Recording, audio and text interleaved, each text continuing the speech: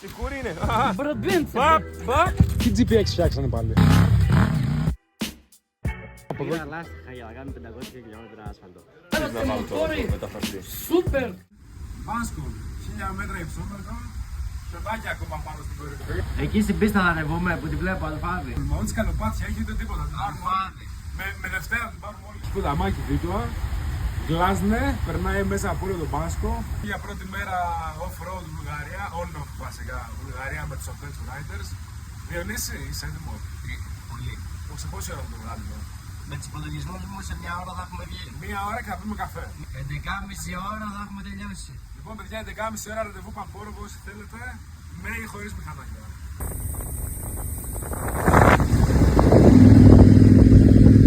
Μαλάκα θα πάμε χώμα.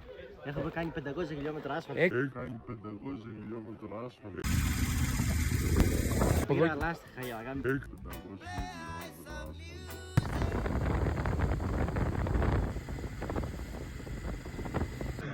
μετά από πολύ χώμα, 10 χιλιόμετρα.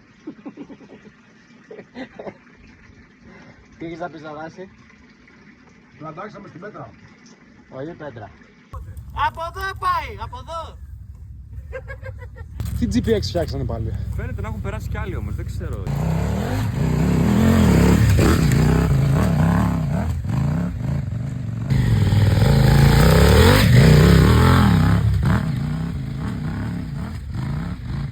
Δεν αξίζει να βάλω το μεταφραστή. Σούπερ.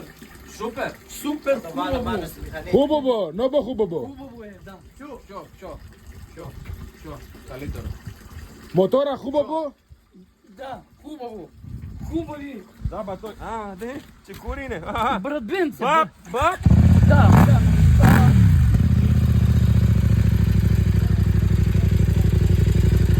Ναι, ναι. Ναι, ναι, ναι. Не мога. Κατάλαβα. Не мога. Δεν πειράζει. 25 години не съм карал мотор, карам вече кола. Ποτέ μηχανή. Да, да. Или Μόνο ви άλογο. превозите.